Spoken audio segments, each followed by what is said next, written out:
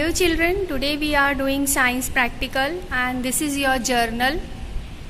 This is the cover page. Here you have to fill your name, standard, division. Different apparatus are given which you can go through. Then this is the list of experiment. Science 1 and this is science 2. Now we are doing the experiment based on Newton's law of motion, that is first law. We are doing only first part, we are not doing second part. First part is to perform experiment to understand Newton's first law and second law of motion. We need a beaker, this is the beaker. We need a cardboard and we need a coin and there is water inside the beaker. What does the Newton's first law says is that an object tries to remain at rest if it is at rest, and it tries to remain in motion if it is in motion, unless and until an external unbalanced force is applied. So here if this coin is kept over here, this coin will try to remain here only. It will try to remain here only if I am not applying force to the coin. So here if I am applying force to the cardboard moves but the coin remains on its place, but since it cannot remain in air, it falls in water. So draw this diagram and write down this as an observation and explanation on page number 5 of your journal. So children, the next experiment we are doing is to find the pH of various solutions using pH paper. We are not doing universal indicator, we are doing only pH paper. So this is the aim, to find the whatever here written, same is the aim. Whatever things we are required, it's written over here. Then this is the procedure given. You have to take a pH paper and put some solution on it and check the color. See what is the difference between pH paper and red litmus paper and blue litmus paper. Red litmus and blue litmus you already know. So this is blue litmus paper. What happens to litmus paper is it will only show whether the substance is acid or base. Suppose this is blue, if you put in this it will become red. So it means it is acid. But how much acidic it is? Less acidic or more acidic? We don't know that. So that is known by the pH. And in pH paper what we have the pH written on it. See here, if the color is dark, this mehendi color, then it is 8 pH. If it is this color, then 9. So different colors are given. If it is dark red, then the pH is 1. See here pH is written. If it is light red or orange, then the pH is 3. Yellow, then the pH is 5. So this way, by testing the color of the pH paper, we come to know the pH of the solution. So we'll try with different solutions. Here is our table. First we have to take one pH paper and we have to test it on HCl. This is how the pH paper looks. It is green in color. This is HCl. So the color has turned red. It means you have to match it over here. It is matching with the first one. It means the pH is 1. So this way you come to know the pH of the substance. Second, you have to test it in NaOH. Here you have to write the color produced. What is the color produced? Red. Approximate pH 1. NaOH. So put this in NaOH. The color produced is blue. So write it over here. Blue. What will be the pH for blue? It is approximately, you have to check which blue color it is. See, so many colors are there. So you have to check the color of the pH paper with this one. So it is approximately 10. Here you have to write 10. So give a dash over here. Distilled water. Take 1 pH paper. This is distilled water. Let's check the color of the pH paper. There is no change in color. It is green. So the pH is 7. Green color pH is 7. So we will write 7 over here. The color is green and the pH is 7. Next is acetic acid. Acetic acid is vinegar. So again take the pH paper. This is acetic acid. Dip it in it. The color is somewhat reddish, orange color it is. Check what is the pH. This is 3. So write orange and 3. Next is sodium sulfate. So again take pH paper.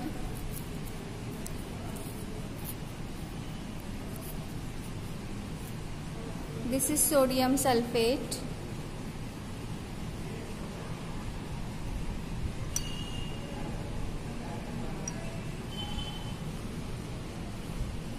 No change in color. It is, you can write no change or you can write green. So it means the pH is 7. Then next is ammonium chloride. This is ammonium chloride. Dip it.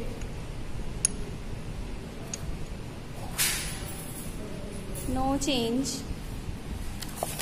So write here no change, green, 7. Sodium bicarbonate. This is sodium bicarbonate. See the color, it's dark blue. So write here blue. What is the pH? Which blue it is? This somewhat between 12 and 13. So write, see, this is your blue.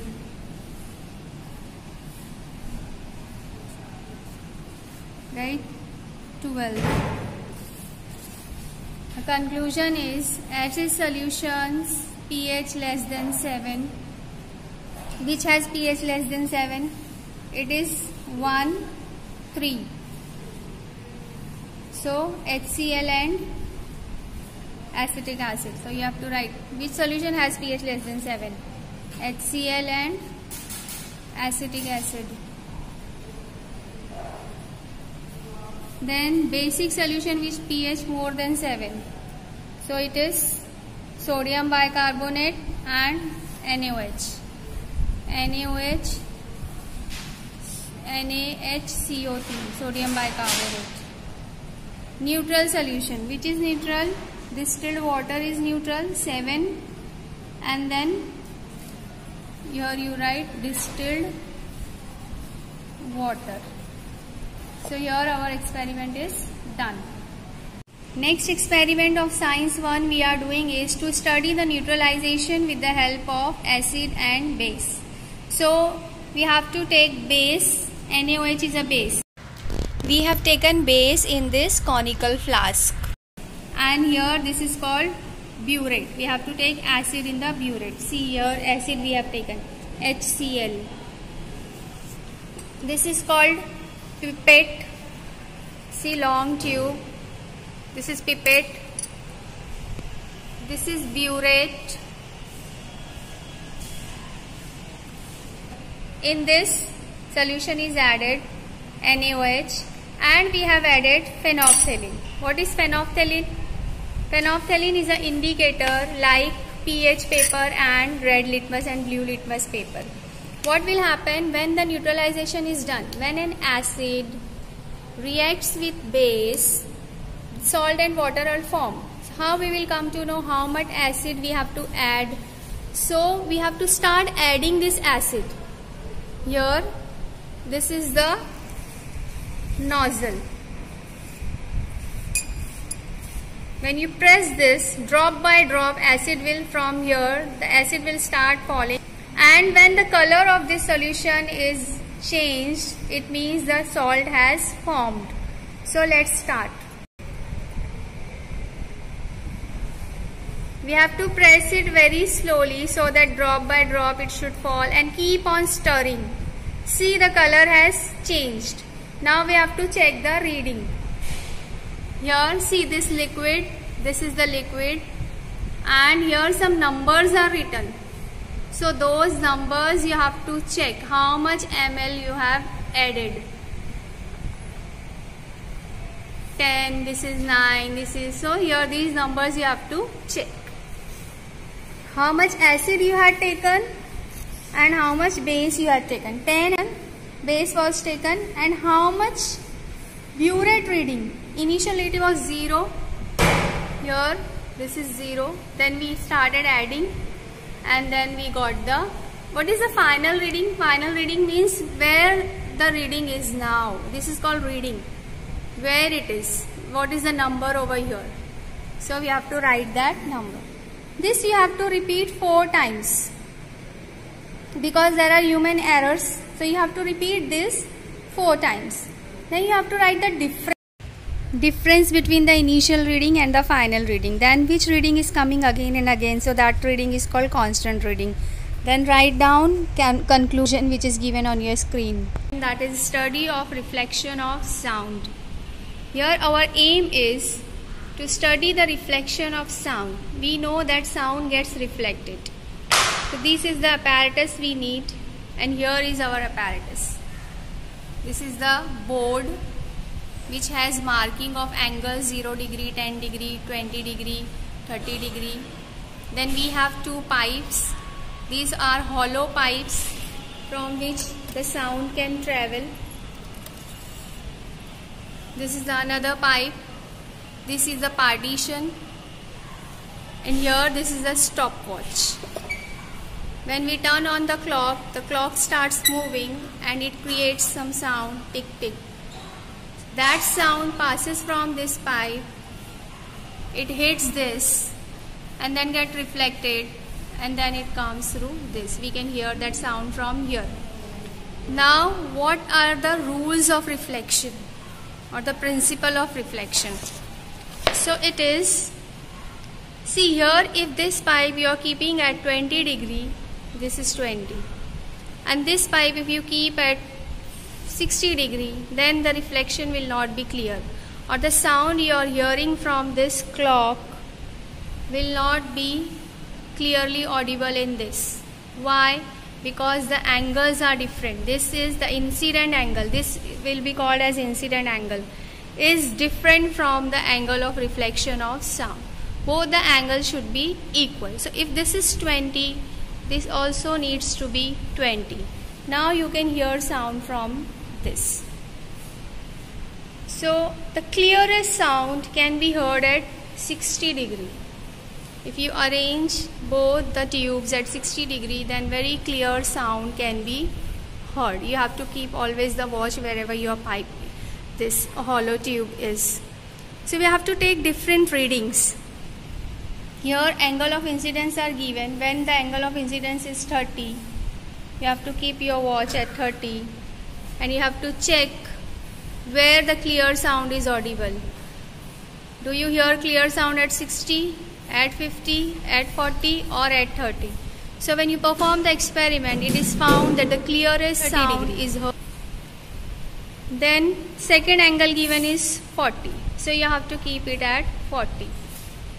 Then again move this and try to hear. Where do you hear the clearest sound? And it is found that the clearest sound is heard at 40 degree. Then you have to keep it at 50. This also you have to keep on moving. Where do you hear the clearest sound? It is found that the clearest is heard at 50 degree. You have to keep your ear in this and try to hear very carefully. Then the next angle given is 60 and 70. Keep it at 60. Keep it at this one. You have to move and check where do you hear the clearest sound, and you will find that you will hear at 60 only. So this way it is done. 70, 70. So what is the conclusion? What do you get? What's the result? Conclusion is something like result. What do you conclude from this? The direction of the incident of sound wave and reflected sound wave make equal angle. If this is 30, this also the clear sound is heard at 30. So they are equal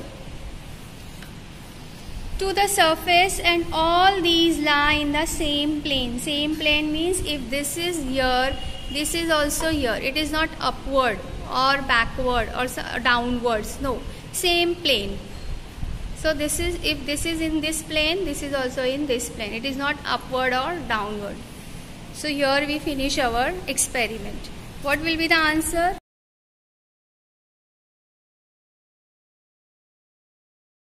Now children, the next experiment we are going to do is with the use of universal indicator, detect the acid, base and salt from the given solution. So you have to take different solutions and you have to find out whether the solution is acid or a base or a salt. What is universal indicator? See, this is a liquid. Till now we have been using litmus paper or the pH paper to find. This is universal indicator. This we will be using to test various solutions.